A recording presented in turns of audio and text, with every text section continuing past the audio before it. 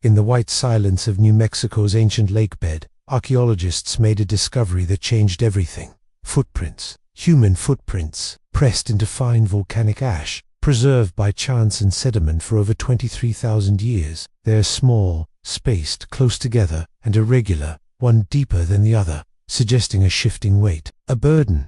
The team at White Sands believed this was a young woman carrying a child. Step after step, through mud and danger, across a landscape now empty of memory. She wasn't running, she was walking fast, alone. No shoes, no flashlight, no trail, just instinct, just care. There are no bones here, no spears, no fire pit, only motion frozen in time. But that motion says everything. What does it take to leave a print like that? Not just physical strength, but purpose, patience, urgency wrapped in devotion. Now imagine yourself in her place. Could you do it? Could you carry a child for over a mile, barefoot, across sharp terrain and open plain, knowing there may be predators behind or storms ahead? Would your feet hold? Would your breath? The answer, if we're honest, is no. Because you and I live in a different world, a world of paved floors, thermostats, soft shoes, and constant help, a world in which even discomfort feels like danger. That woman, whose name we'll never know, passed a test we didn't know existed, and we've built lives so far from her reality that we no longer see it. This isn't about shame, it's about remembering. Before there were cities, before there was language, before memory itself, there was a mother, a child, and the will to move forward. The real test of being human began there, pressed into the ash. The Stone Age wasn't a chapter in history, it was 99% of it. From the first Homo habilis who shaped stone tools 2.5 million years ago, to the last Paleolithic nomads 10,000 years before today, the world was an open arena of survival, and it was merciless. This wasn't a world made for comfort, it was a world made of extremes. Vast ice sheets stretched across Europe and North America. In Africa, dry spells could last decades. Rivers froze, herds disappeared, trees died, and humans, small thin-skinned primates, had to adapt or die, and they adapted. They crossed glaciers on bare feet, wrapped in hide. They stalked mammoths, aurochs, and reindeer across hundreds of miles. They slept in caves where wolves once did. They chewed on bark, gnawed marrow from bone, drank melted snow, and survived. The Upper Paleolithic, beginning around 50,000 years ago, marks a turning point in this story. Tools became specialized, camps grew more complex, art appeared on walls, but nothing about life was easy. Homo sapiens at Ohelo too, a site near the Sea of Galilee dating to 23,000 years ago, built brush huts, ground grains, caught fish, and endured seasonal floods. Their bodies, according to skeletal analysis, were robust, with strong leg bones and calloused feet, showing daily long-distance travel. Ethnographic studies of the Hadza of Tanzania, a surviving hunter-gatherer group, show that even today, foragers walk 10 to 13 kilometers per day, often in extreme heat, with minimal rest. That's the baseline, not a challenge, a routine. And that's not counting the load, food, children, water, or the stakes. No kill, no meal, no shelter, no sleep, no fire, no warmth. The cold could take you. The lions could take you. The wrong mushroom could take you. There was no pause button, no security net. You had to move with the land, not against it. Compare that with now. A day without Wi-Fi feels unbearable. A walk without air conditioning feels punishing. A night without a mattress feels like a violation. But for Paleolithic humans, this was life, and not a life of misery, but of rhythm, awareness, necessity. They didn't conquer nature, they obeyed it, and that obedience, hard-earned, unforgiving, was the only way to pass the test of being human. Fire was not a tool, it was a lifeline. In the deep past, controlling fire wasn't about lighting torches, it was about staying alive in a world that wanted you gone. The earliest clear evidence comes from Gesher Benat Yaakov in modern-day Israel, nearly 780,000 years ago. There, scientists found scorched flint, burned seeds, and clusters of ash, signs not of lightning strikes, but human intention. By the Upper Paleolithic, fire was central to human life, not just for heat, but for cooking, protection, and memory. Families slept in its light. Children learned beside it. The The first stories were told as sparks danced in the dark. But making fire wasn't easy. It took knowledge, friction, timing, the right wood, the right stone, the right weather. One mistake, and the cold took everything. That's where the real genius of Paleolithic humans reveals itself. Their minds were not cluttered with trivia. They were filled with muscle memory. They knew how to recognize flint and chert, how to nap a core into razor-sharp blades, how to scrape fat from hide with obsidian, how to read animal tracks, cloud formations, wind direction, bird flight. All of it mattered. All of it was embodied intelligence. At Blombo's cave in South Africa, dating back 75,000 years, archaeologists found carved ochre stones etched with geometric designs, along with shell beads, likely worn as These weren't decorations. They were marks of identity, of belonging, of memory. Stone tools from sites like Lemustia and La Ferrasi showed the precision of Neanderthal craftsmanship. The Levallois technique they used, shaping a coarse stone to create uniform flakes, required complex planning, spatial awareness, and fine motor skill. They had no formal education, no books, no classrooms, and yet they stitched tailored clothing with bone needles, like those found at Yana RHS in Siberia, dating back 30,000 years. They built windbreaks, dug pits, crafted fishing nets from twisted plant fibers, and taught it all without language as we know it. This wasn't casual knowledge. It was survival encoded through generations. Elders didn't retire. They remembered. Children didn't play at survival. They practiced it.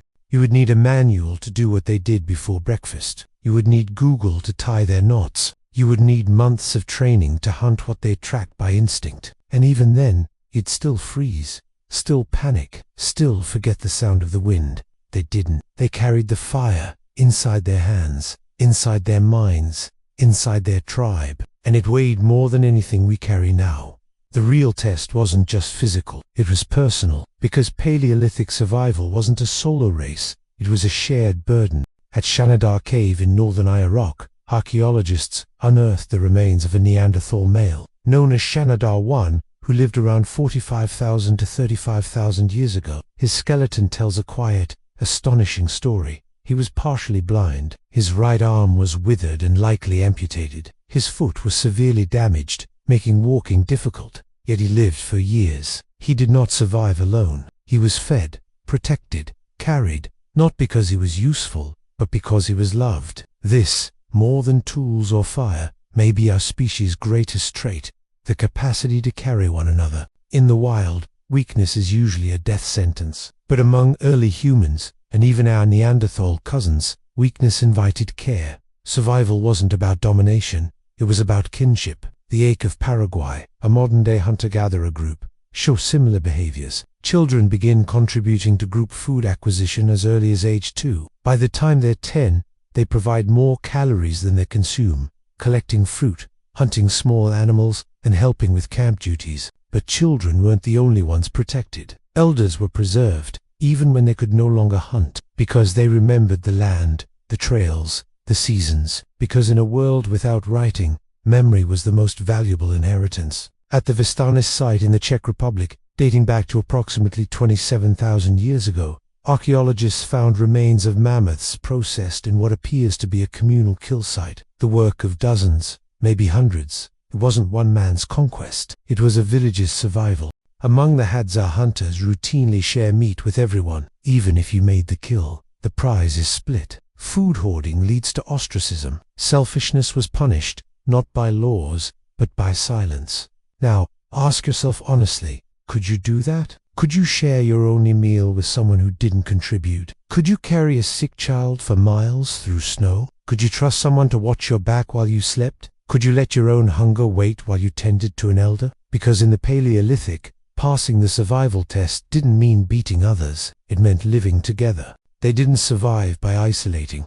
They survived by listening, helping, sharing, by trusting that the tribe needed you and that you needed them. In a world with no police, no hospitals, and no pensions, that trust was the only safety net they had. Today, we chase independence like a badge, but they knew the truth. There is no survival without interdependence. They had no temples, no cathedrals, but they had caves. And inside those caves, they left behind something we still don't fully understand. images, not of gods or laws, but of animals in motion, of spirals and dots, of hands.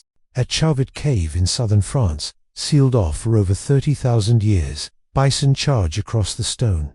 Lions stalk silently. The charcoal lines are layered, alive, echoing with movement. They weren't drawn at random. They were carefully placed in spots where firelight would make the animals appear to move. This was not just art, it was storytelling. It was remembering.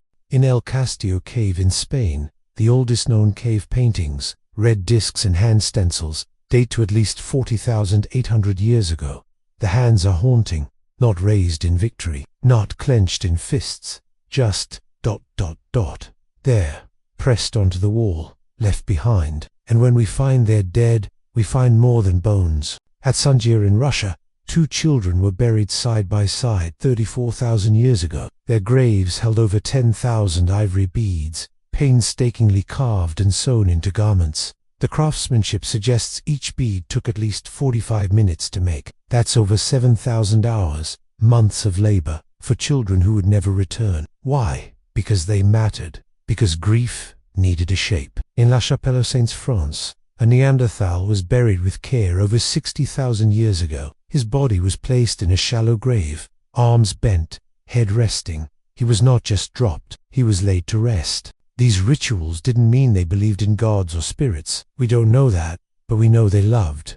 They mourned. They marked death with time and effort, with ochre and beads, with carved tools and careful placement. Because when life was brutal, short, and uncertain, meaning had to be made. They drew what they feared. They painted what they chased. They honored what they lost. Their art wasn't decoration.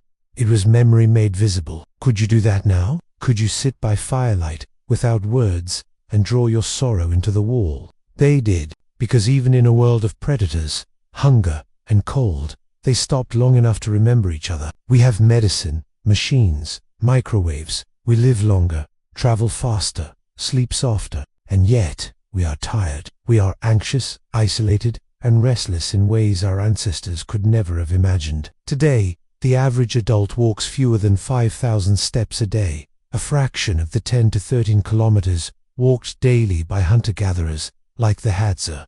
Most of us spend over 90% of our lives indoors, beneath artificial lights, separated from the sky and soil. We no longer know how to squat, to lift, to sit without chairs.